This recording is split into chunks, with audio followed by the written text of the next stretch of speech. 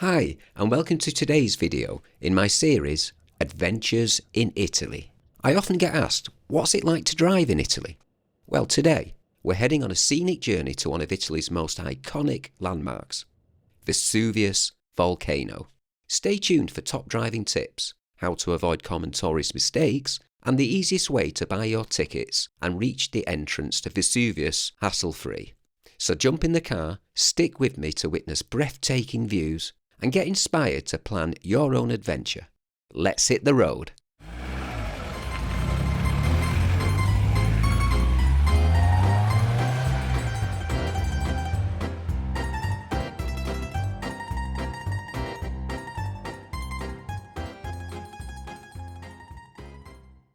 First of all, a massive thank you as we've now reached more than 30,000 subscribers!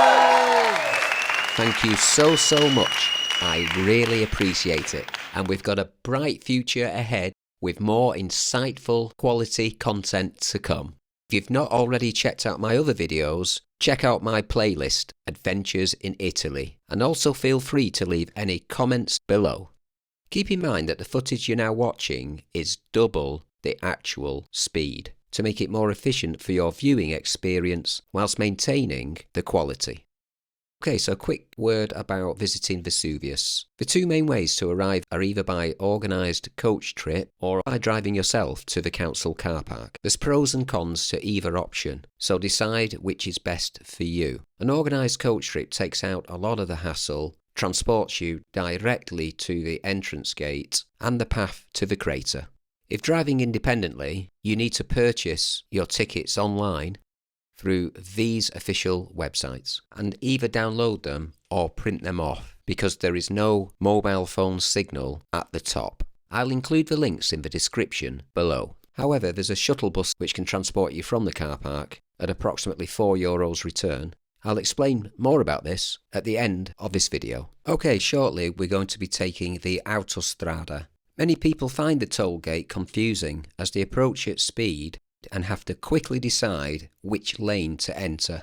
Take note of the signs above each lane. Now that you've worked out what those mean, let's move on. Only kidding. Let's take another look at them. Okay, quickly working from left to right. In lane 1, we have telepass only. If you don't have a telepass, don't use lane 1. In lane 2, we have telepass, credit and debit cards and cash. In lane 3, we have credit and debit cards and cash. And in lanes 4 and 5, we have cash only with the booths manned by attendants. Okay, toll paid, and let's head off now following this white van whilst I explain what I call the flow. So in Italy, it's a bit different than other countries such as the UK and Ireland, where one's expected to indicate where one changes lanes or joins another road. Here, this seldom happens. Most Italians just join the other lane and the vehicles already on the road in question give way, they just move out. So this is what I call the flow. The traffic just flows. So the drivers already on the Autostrada anticipate that vehicles will be joining through the slip lanes, and then they just simply change lanes and allow them to join, and there's no focus on the indicators. Now let's move from the Autostrada to the town traffic of Ercolano. Okay, time for a bit of fun. You'll notice as you continue watching that there's a large police presence in Ercolano. I've highlighted 5 instances as we drive along. However, there's a 6th, and your mission is to identify the 6th.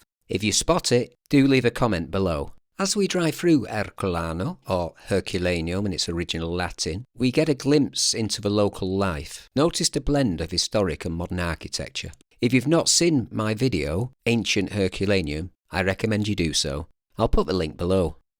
Now watch as we approach the crossroads and notice how several of the drivers happen to be indicating in front of the police officers. Just the opportunity to ask the policeman for directions. Scusi, dove per Vesuvio?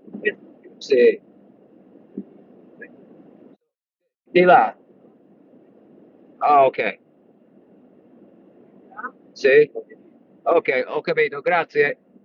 Driving through the town has been a pleasant experience, incident-free, no signs of aggression, no honking of horns. The drivers seem chilled. Some outside of Italy perceive the loud, congested, chaotic city streets of, say, Rome and Naples applies throughout the country, and this is certainly not the case. Much has improved since the late 1980s, since the introduction of helmet laws for motorcyclists and seatbelt laws for car drivers.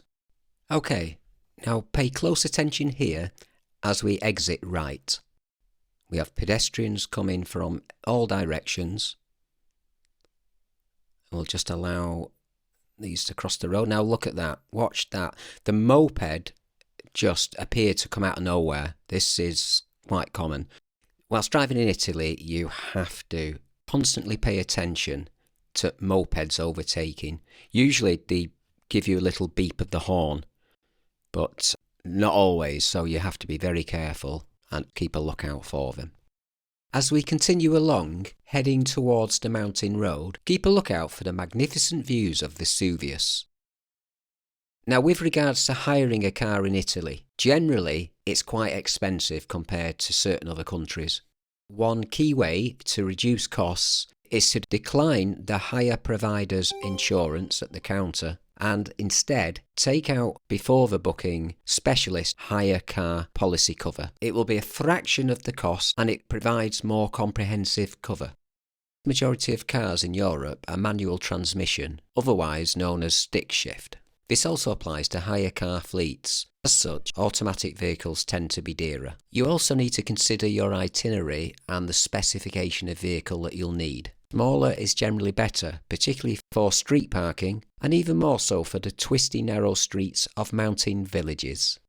Pay attention to the colour of the lines in parking areas. White lines signify free parking, blue you need to pay, and yellow is restricted. Be sure to check correctly, otherwise your vehicle could get towed away. Watch out for traffic restricted or ZTL areas, usually in towns and cities of historical importance. Don't enter these areas unless you have authorised access, otherwise you could face significant financial penalties. Speed limits are similar to other European countries in kilometres per hour, up to 50 in towns and cities, 90 single carriageways, 110 dual carriageways, and up to 130 on the autostrada. Now approaching on the right hand side, we have the 4th and 5th instances of a police presence.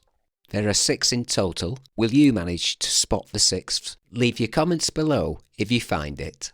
A quick word on speed cameras. Various exist, both fixed and mobile, the same as other countries. However, speed camera detectors are illegal as they use radar or laser detection. You can use sat-nav speed camera alerts as they use preloaded databases. Okay, so let's just quickly speed this up so we can get to the roundabout ahead, and I'll show you the process here. So you approach the roundabout, you give way to traffic already on the roundabout coming from your left as such, and off you go. For those of you who drink alcohol, the drink drive limit is 0.05%, which is fairly strict. However, do note, newly qualified drivers with less than 3 years experience, it's 0. At present, an international driver's permit is required by non-EU visitors to Italy, excluding the UK. Always check before you travel.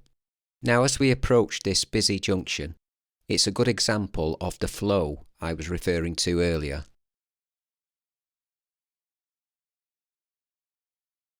We'll see the usual busy activity. We've got pedestrians, there's a scooter, and we're going straight across here. So, look, as you can see, there's considerable traffic coming from both directions. Now, here's my gap. Off I go. Ultimately, it's a fine balance between assessing the approaching traffic and making an assertive commitment. Let's speed things along as we head for the car park by Vesuvius. Keep an eye out for the overtaking motorcyclists.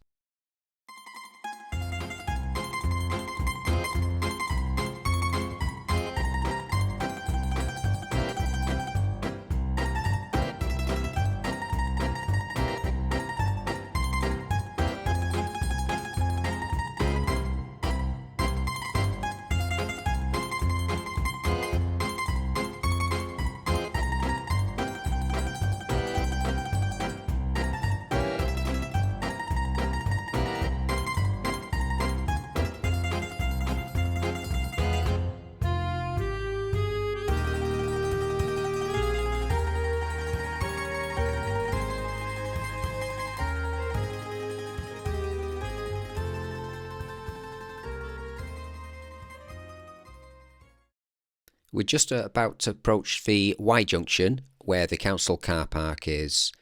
The left lane there, that goes up to Vesuvius, and the right lane here is for the car park. Buongiorno. Il ticket del parcheggio? Sì, sì, Ok. ho pagato. Aspetta. Sopra non si può salire con la macchina, c'è un divieto d'accesso. Vedi il segnale? Parcheggio su Prego. questo. Ok, può parcheggiare su tutte le strisce blu. A sinistra, A sì. sinistra della Sì. strada. Ah, ok. Ok. Grazie. Grazie, arrivederci. Arrivederci.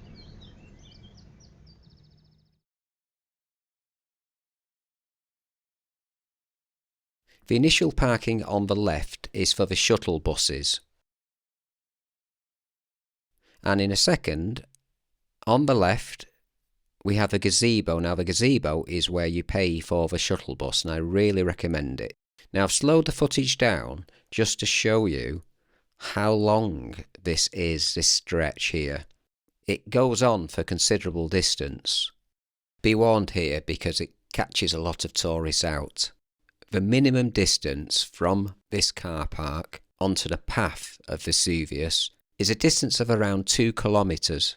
Now that doesn't sound much, however, the ascent is 177 metres, and that's considerable. This is before you've even started on the Vesuvius path up to the crater.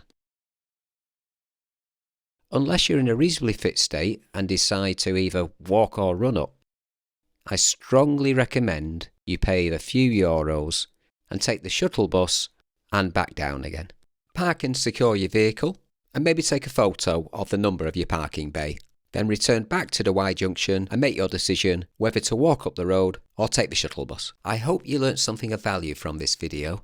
Join me on the next one as I explore the smouldering crater of Vesuvius.